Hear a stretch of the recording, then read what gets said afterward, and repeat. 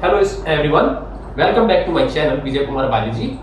हम लोगों का जो रनिंग चैप्टर चल रहा है सेल स्ट्रक्चर एंड फंक्शन, जिसको हिंदी में कहते हैं कोशिका संरचना तथा कार्य।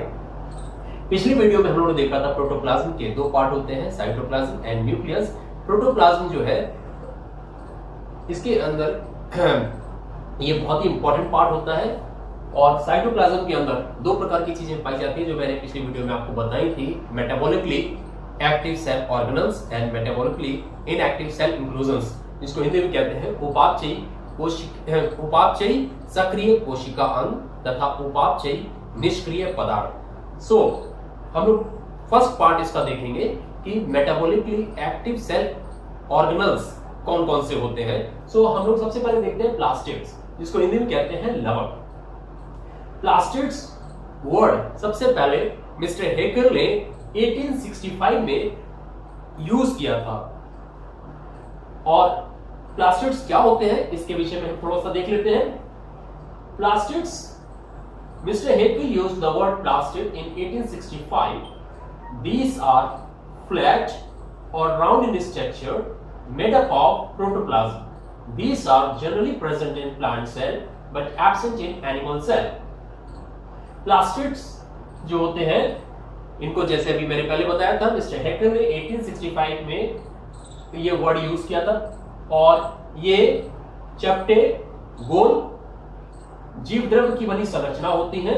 ये प्रायः पादप कोशिकाओं में पाई जाती है, परंतु जंतु कोशिका में इनका अभाव होता है। कह सकते हैं कि जंतु कोशिका में ये नहीं पाई जाती है, लेकिन कुछ प्लांट सेल ऐसी होती है जैसे कि बैक्टीरियल सेल और ब्लू ग्रीन एल्गी में प्लास्टिड जो है वो एब्सेंट होते हैं।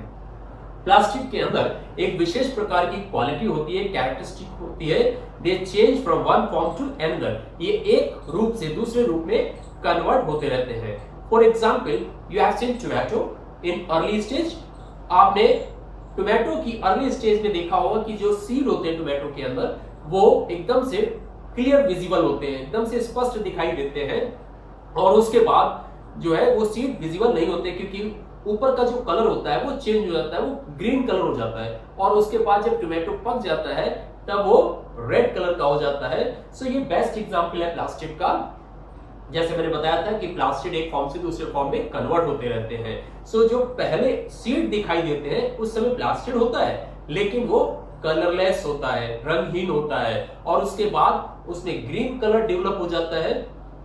उस ग्रीन कलर के बाद में रेड कलर डेवलप हो जाता है। तो तीन प्रकार के प्लास्टिड इसमें दिखाई देते हैं इस एग्जांपल में। So on the basis of colour plastids are of 3 types.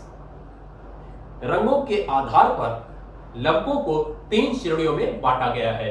Number 1 leucoplast, जिसको हिंदी में कहते हैं रंगहीन। ये क्या होते हैं, यहां पर मैंने इंग्लिश में भी लिखा है, it is colourless, present in underground stems, roots and stores particles of oil and starch. It is also present in embryonic cells, sac cells, meristematic cells and parenchyma cells. रंगहीन लवक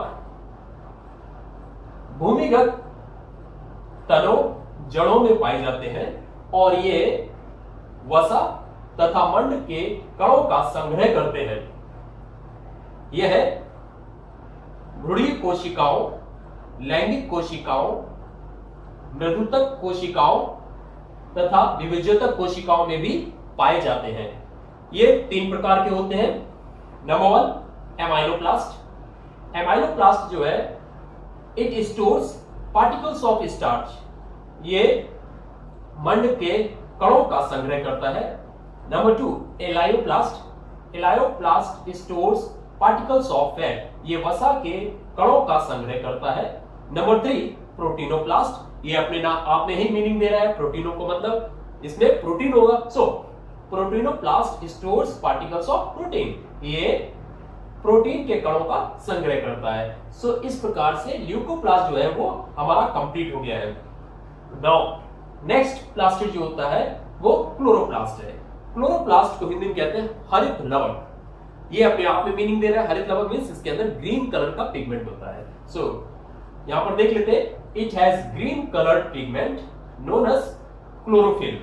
it is present in mesophyll of leaves and chlorenchyma of stems of plants. In fully developed plant, their number may have 20 to 50 in a single cell. Hindi में इसको देख लेते हैं.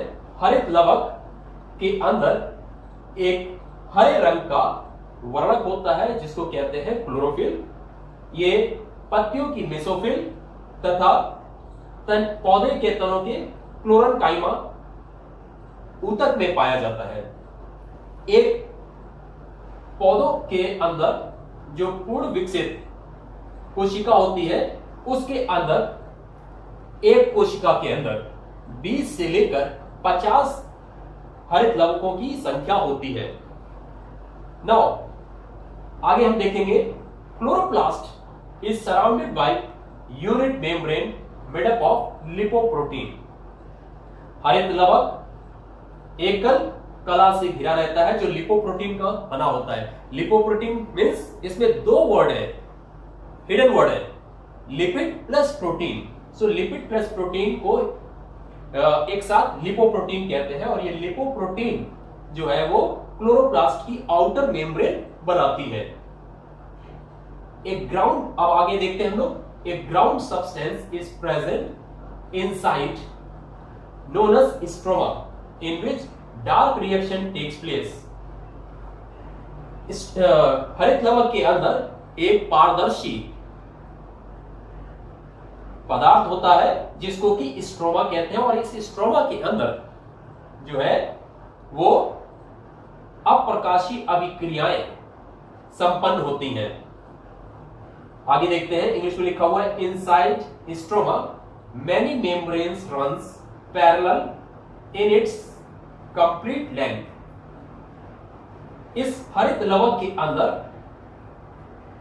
Stroma में बहुत सारी झिल्लियां होती हैं जो समांतर पूरी लंबाई के साथ चलती रहती, मतलब एक सिरे से दूसरे सिरे तक चलती रहती हैं.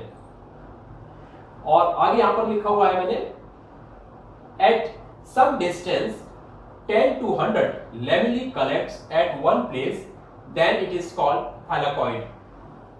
ये जो लेमिली होती हैं, ये जो पटलिकाएं होती हैं, ये कभी कभी एक जगह 10 से लेकर 100 के बीच में जब इकट्ठी हो जाती हैं तब एक घेर को, एक कलेक्शन को कहते हैं थाइलाकॉइड, और थाइलाकॉइड के एक बने हुए कलेक्शन को कहते हैं ग्रेनम. ग्रेनम जो है वो it's a singular word, grana is a plural word. So जैसे कि बैक्टीरिया होता है, बैक्टीरिया जो है वो प्लूरल वर्ड है और उसका सिंगुलर क्या होगा, बैक्टीरियम. इसी प्रकार से ग्रेनम जो है वो लैटिन वर्ड ये भी है, तो ग्रेनम सिंगुलर है और ग्रेना प्लूरल होता है. In one grana their number is 40 to 60 in a single chloroplast. It takes place in light reaction. Grana के अंदर लाइट रिएक्शन होती है और एक ग्रेना, हरित लवक के अंदर एक ग्रेना जो है, हरित लवक में 40 to 60 ग्रेना पाए जाते हैं. अब हम लोग डायग्राम के विषय में भी देख लेते हैं. क्लोरोप्लास्ट का डायग्राम यहां पर मैंने बना कर रखा है. अभी मैंने आपको बताया था कि क्लोरोप्लास्ट की जो आउटर मेम्ब्रेन होती है ये लिपोप्रोटीन की बनी होती है और इसके अंदर ग्राउंड सब्सटेंस पाया जाता है जिसको कि स्ट्रोमा कहते हैं. अभी मैंने यहां पर आपको एक्सप्लेन किया था स्ट्रोमा. इसके अंदर 70 राइबोसोम्स पाए जाते हैं और क्लोरोप्लास्ट डीएनए पाया जाता है. स्ट्रोमा के अंदर बहुत सारी लैमिनी पैरेलल चलती हैं एक एंड से दूसरे एंड तक.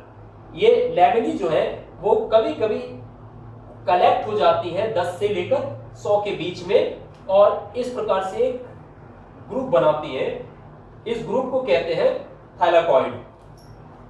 यहां पर देखिए मैंने लिखा है एक थाइलाकॉइड है यहां पर और यहां पर इसी तरीके से बहुत सारे थाइलाकॉइड है. थाइलाकॉइड जो होता है वो एक थाइलाकॉइड को ग्रेनम कहते हैं.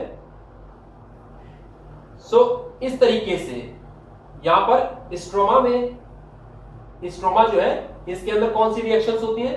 डार्क रिएक्शन, और ग्रेनम के अंदर लाइट रिएक्शन होती है। जो फोटोसिंथेसिस के दो पार्ट होते हैं, light reaction, dark reaction. Now अब हम तीसरे प्लास्ट की बात करते हैं, क्रोमोप्लास्ट, जिसको कि आप कह सकते हैं रंगहीन लवक। रंगहीन लवक, रंगहीन लवक जो है ये chromoplast is generally present in petals of flower, ripened fruits, और बहुत सारे क्रोमोप्लास्ट होते हैं जैसे कि एंथोसाइनिन। एंथोसाइनिन जो है एक विशेष प्रकार का पिगमेंट होता है जो कि पर्पल कलर प्रोवाइड करता है। इसी प्रकार से ज़ैंथोफिल होता है जो येलो कलर प्रोवाइड करता है। बहुत सारे पिगमेंट्स होते हैं जो कि क्रोमोप्लास्ट के अंदर पाए जाते हैं। क्रोमोप्लास्ट जो होता है, एक बार फिर से बता रहा हूं, क्रोमोप्लास्ट जो होता है वो रंगहीन लवक होते हैं और ये प्रायः फूलों की पंखुड़ियों में पाए जाते हैं, पके हुए फलों में पाए जाते हैं। इस प्रकार से हमारा जो प्लास्टिक टॉपिक है ये कंप्लीट होता है। अगर आपको कोई डाउट हो तो आप मुझसे पूछ सकते हैं। Thank you.